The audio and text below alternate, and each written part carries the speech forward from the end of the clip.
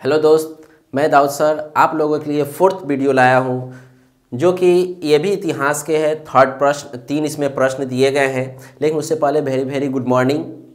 आज सुबह का काल है जो मैं आप लोगों के सामने ये वीडियो लाया हूँ। ये बहुत ही इंपॉर्टेंट प्रश्न है। सारे प्रश्न मैंने जो वीडियो डाला, सारे वीडियो में जितने भी प्रश्न हैं सारे इंपॉर्टेंट हैं और प्रश्न पूछे भी जाएंगे 2021 के एग्ज़ाम में। और आशा करते हैं कि आप लोग पढ़ते होंगे या मेरे वीडियो को अच्छे से देखते होंगे। अगर अच्छे से देखते हैं तो उसको नोट भी कीजिए मेरी बातों को, या अगर आपको नोट्स की ज़रूरत हो तो आप कमेंट में लिख सकते हैं कि हमें नोट्स की ज़रूरत है, आपको नोट्स भी प्रोवाइड कर दिए जाएंगे। चलिए हम चलते हैं इस प्रश्न की तरफ। गुप्त काल को स्वर्ण काल क्यों कहा जाता है? गुप्त काल के बारे में हमने कल पढ़ाया था। मौर्य काल, गुप्त वंश, ये सभी चीज़ें मैंने पढ़ा चुका हूँ, इसलिए हम उस चीज़ के ऊपर नहीं जाएंगे। डायरेक्ट हम चलते हैं गुप्त काल क्या है। गुप्त काल को स्वर्ण काल क्यों कहा जाता है? गुप्त काल को स्वर्ण काल क्यों कहा जाता है, कब कहा जाता है, ये चीज़ भी पढ़ने को मिलेंगे। गुप्त काल को स्वर्ण काल कहने का मेन मुद्दा है कि जब गुप्त वंश में जो सिक्का चलता था वह सोने की सिक्का हो चलता था, इसीलिए उसे एक और नाम भी दिया गया, सोने की नगरी।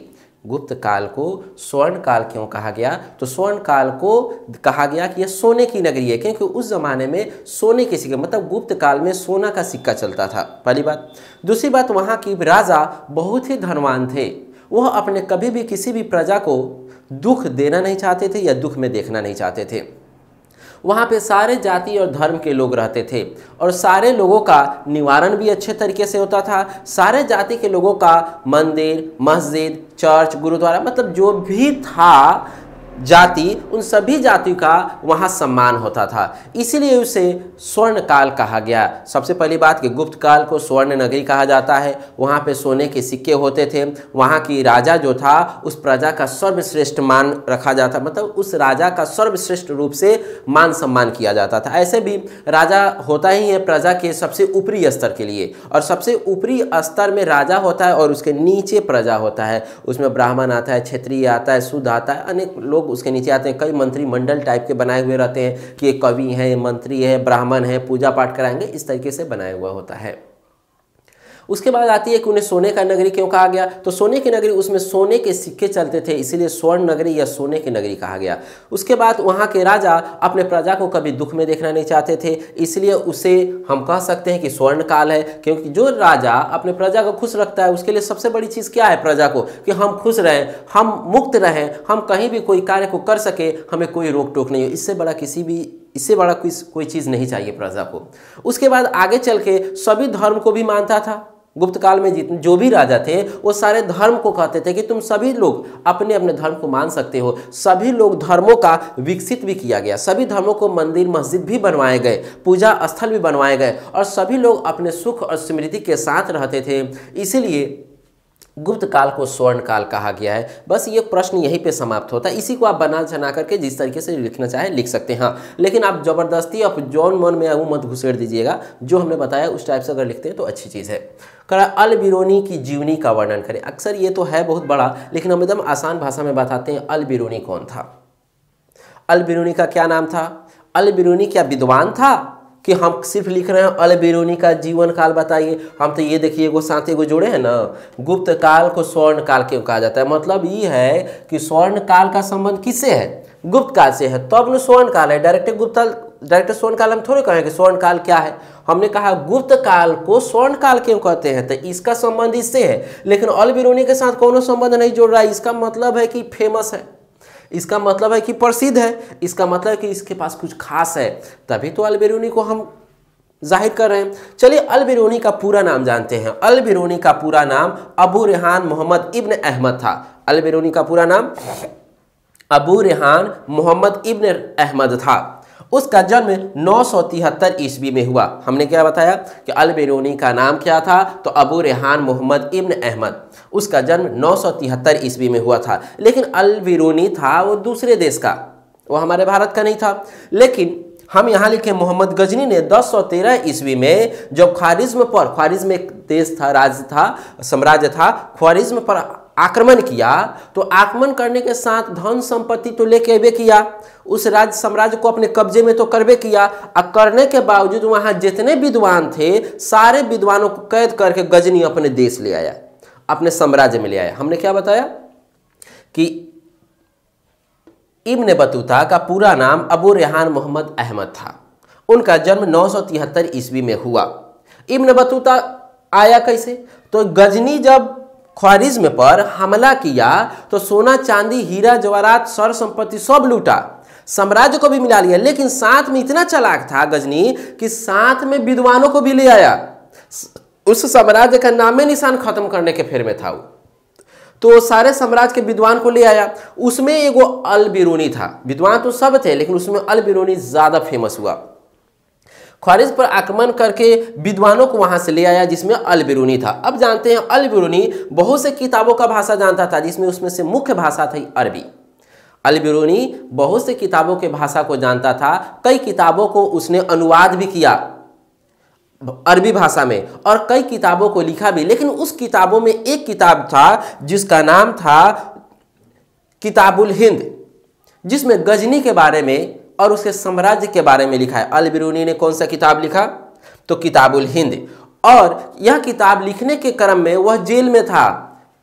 जब अल बिरूनी को गजनी ले आया, ले आने के बाद उसके जेल में कैद कर दिया, तो उसने अपने छवि को जेल में दिखा रहा था। तो गजनी को इस चीज़ का पता चला, तो गजनी ने उसका सेवा सत्कार किया, अपने सभा में बुलाया, उनके बारे में बताया, उनके बारे में जानने का प्रयास किया। जब जाना तो पता चला क्या कि अल बिरूनी जो है वो बहुत बड़ा विद्वान निकल गया।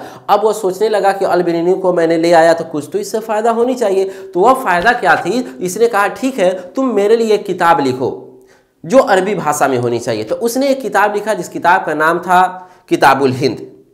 और यह किताबुल हिंद जब लिखा तो वह जेल में था। वह जेल में ही बैठकर किताबुल हिंद का रिहा नहीं किया गजनी, उनको जेल में ही रखकर किया किताब को लिखवाया। उसके बाद 70 साल की उम्र में उनकी मृत्यु हो गई। लेकिन अल बिरूनी ने उस किताब में बहुत से ऐसे उपदेश भी दिए, जैसे कि वर्ण व्यवस्था। अल बिरूनी का ही देना है कि वर्ण व्यवस्था जो था, अल बिरूनी ने इस समाज को, इस प्रथा को, इस साम्राज्य को बांट दिया। बांटने क्रम में वर्ण व्यवस्था दिया। अब क्या वर्ण व्यवस्था क्या है? तो वर्ण व्यवस्था में सबसे ऊपरी स्तर पे आता है शासक, जिसको राजा कहते हैं, शासक वर्ग। दूसरा पुरोहित वर्ग, तीसरा वैज्ञानिक वर्ग, चौथा किसान वर्ग। शासक वर्ग जिसमें राजा को कहते हैं, पुरोहित वर्ग जिसमें सेठ, साहूकार या राजा के अगल बगल में बैठे उन व्यक्तियों को कहा जाता है पुरोहित वर्ग, जो पूर्वजों के द्वारा उनके पास धन संपत्ति अर्जन है और वो अपने उसी धन संपत्ति के कारण बड़े बड़े लोग कहलाते हैं और राजा के नज़दीक में आकर बैठ सकते हैं। इसे हम लोग तुझ छोटा मोटा परानी किसान थोड़ी जाकर बैठेगा राजा के पास। जिनके पास पैसा, आमदनी, बुद्धि और बल हो वही बैठ सकता है। वैज्ञानिक वर्ग जो नए नए चीज़ों का शोध करता है उसे हम वैज्ञानिक वर्ग कहते हैं। किसान वर्ग जो खेती बाड़ी करते हैं वह किसान वर्ग हो गए। उसके बाद अल बिरूनी ने उस किताब में किताबुल हिंद में लिखा किसान वर्ग। किसान वर्ग में आता है ब्राह्मण जो पूजा पाठ कराता है, क्षेत्रीय जो देश की रक्षा करता है, प्रजा की रक्षा करता है, राजा की रक्षा करता है, उसे हम क्षेत्रीय कहते हैं। वैश्या वर्ग जो एक जगह से दूसरे जगह जाना, व्यापार को करना, आदान प्रदान करना, लेन देन करना, आयात निर्यात करना या एक जगह से दूसरे जगह जाकर के अपने सौदा को बेचना, वह हमारा आता है वैश्या वर्ग में। उसके बाद कहा जाता है शुद्ध में कि राजा, उसके बाद आता है वैश्या में व्यापार करना, उसके बाद शुद्ध में आता है राजा प्रजा का सेवा करना, जिसको हम इंग्लिश में कह सकते हैं वेटर का काम करना, पैर दबाना। पुराने ज़माने में पैर दबाना, लोग पैर दबाने के लिए नौकर को रखता था, खाना बनाने के लिए, उसके बाद खेती करने के लिए, अपने सामान को एक जगह से दूसरे जगह पहुंचाने के लिए, गाय बैल गोरू को खाना खिलाने के लिए। ये सभी चीज़ों में शुद्ध जाति आता था जो राजा का भी सेवा करता था और लोग प्रजा जिनके पास आमदनी थी, स्रोत था, वो लोग भी सेवा करने के लिए नौकर को रखते थे। उसके बाद आता है आश्रम व्यवस्था। यह ब्रह्मचार्य,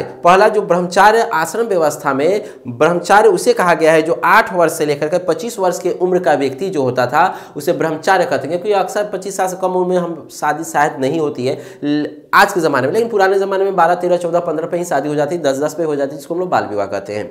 ब्रह्मचार्य 8 वर्ष से 25 वर्ष तक। उसके बाद आता है गृहस्थ जो शादी होने के बाद 15 वर्ष, ये 25 नहीं होगा, 15 वर्ष होगा, 8 वर्ष से लेकर के 15 वर्ष तक आता है जिसमें विवाह नहीं हुआ रहता है, इसीलिए उसको ब्रह्मचार्य किया जाता है कुंवारे आदमी को। जब गृहस्थ, जब उसकी शादी हो जाती है 15 साल की उम्र में तो वह गृहस्थ हो जाता है, वो अपने परिवार को पोसने, खिलाने पिलाने के लिए कोई ना कोई कामकाज करता है। तो वह गृहस्थ हो गया 15 वर्ष से लेकर के 50 वर्ष तक के बीच में।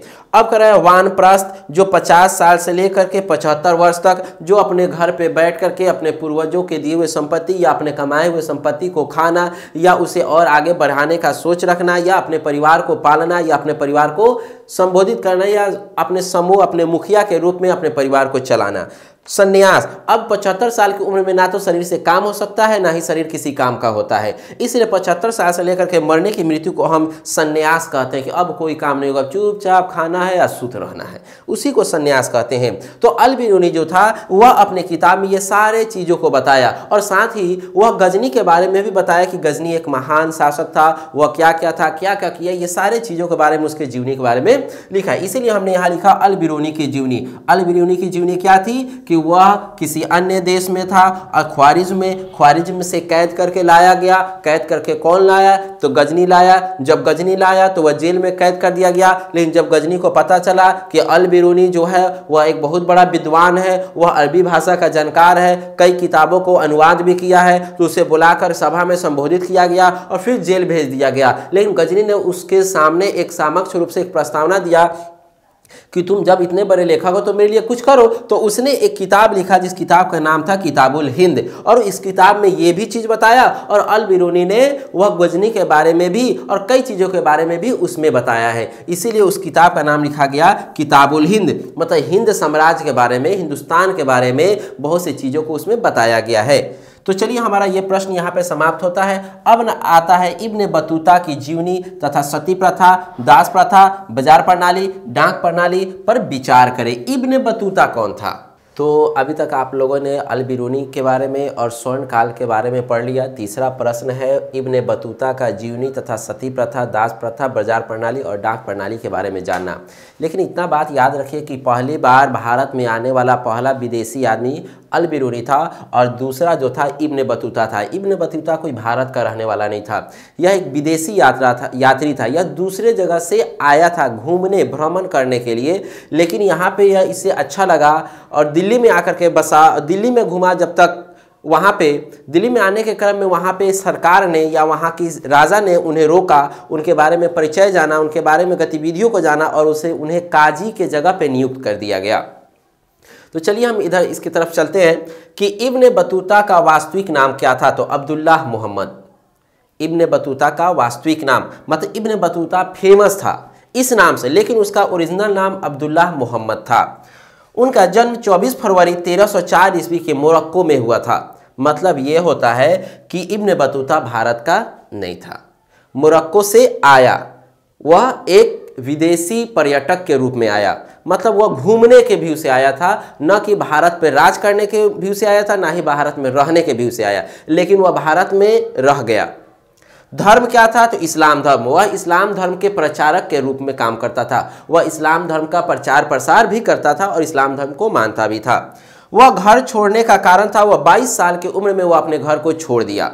कारण कि उसको पहले से ही ये पता था कि हमको सिर्फ एक देश में रह करके एक देश की जानकारियाँ या एक देश के अंदर में नहीं रहना है, हमको कई देशों का भ्रमण करना है, यहाँ तक कि उसके बारे में जानना है, वहाँ कैसे कैसे देश चलाए जाते हैं, कैसे देश के अंदर किस तरीके के विधि व्यवस्था होती है, सारी चीज़ों को जानने का उसे काफ़ी लालसा थी। इसलिए वह 22 साल की उम्र में घर छोड़ दिया। और घर छोड़ने के बाद वो 14 जून 1325 ईस्वी में जब घर छोड़ा तो इब्न बतूता कई प्रांतों में, भारत के अंदर कई प्रांतों में घुमा और कई विदेशों में भी गया। लेकिन जब वह भारत के अंदर पहली बार पहुंचा तो वह प्रांत सिंध प्रांत था। भारत के अंदर किस प्रांत में वह पहुंचा? तो सिंध प्रांत में वह पहुंचा। उसके बाद उस समय भारत का राजा मोहम्मद बिन तुल्लाह थे।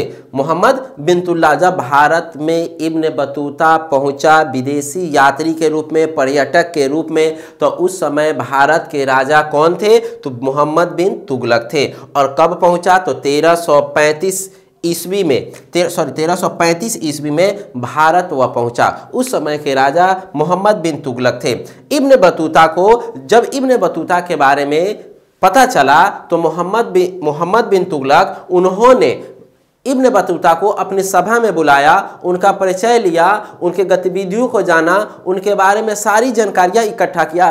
तब पता चला कि इब्न बतूता जो हैं वह इस्लाम धर्म के मानने वाले हैं, वह काफ़ी बुद्धिजीवी व्यक्ति हैं, उनके पास ज्ञान की काफ़ी मात्रा है।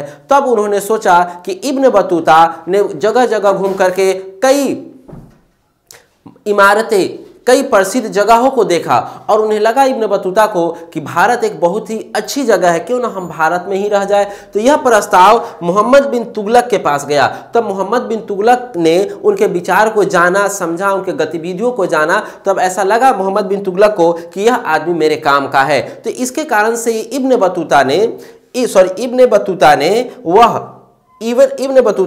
को मोहम्मद बिन तुगलक ने अपने सभा के काजी के रूप में नियुक्त कर दिया। इब्न बतूता दिल्ली के काजी पर नियुक्त कर दिए गए। इन्होंने अरबी भाषा के बहुत जानकार थे, इसलिए उन्होंने अरबी भाषा में एक पुस्तक को लिखी जिसका नाम था रिहाला।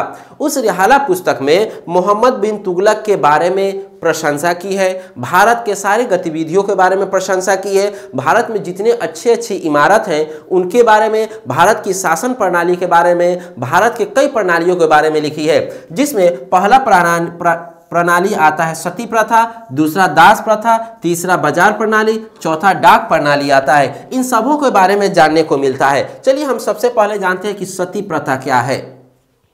सती प्रथा यह मोहम्मद बिन तुगलक के ज़माने में थी। सती प्रथा में यह होता था कि अगर किसी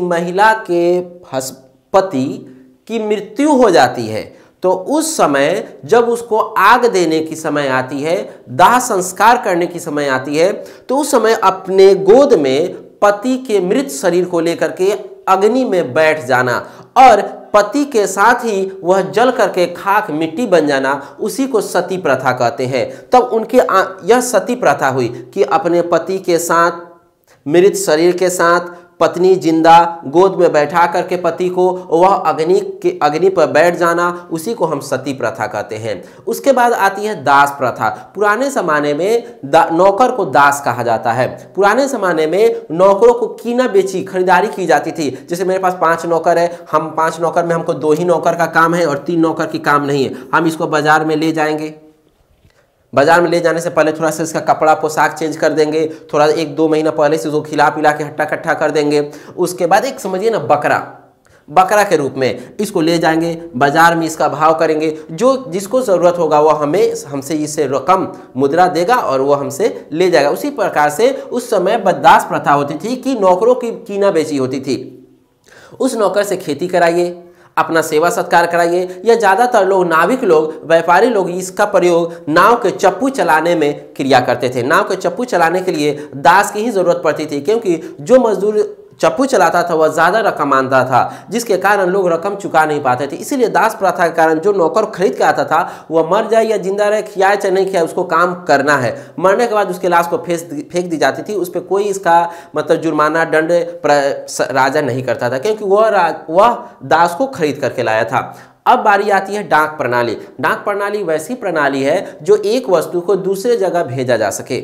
डाक प्रणाली वह है जो एक वस्तु को दूसरे जगह भेजा जा सके। लेकिन इब्न बतूता का कहना है उस समय डाक प्रणाली का प्रयोग सिर्फ सरकारी दफ्तर या सरकारी कामकाज में ही किया जाता था, प्राइवेट कामकाज में नहीं किया जाता था। लेकिन थोड़ी थोड़ी जब इब्न बतूता का आगमन हुआ, थोड़े थोड़े इसमें बदलाव होने लगे। वह सरकारी कामकाज के अलावा व्यापार के साधन, व्यापार के यंत्र या व्यापार के मामले में एक सामान को दूसरी जगह भेजा जाने लगा। इस तरीके से इब्न बतूता का सती प्रथा, दास प्रथा, बाजार प्रणाली और डाक प्रणाली की आगमन हुई। उसके पहले इब्न बतूता के पास यह पहले से थी, लेकिन उजागर और इसमें कमी और बेसी इब्न बतूता के आने से हुआ।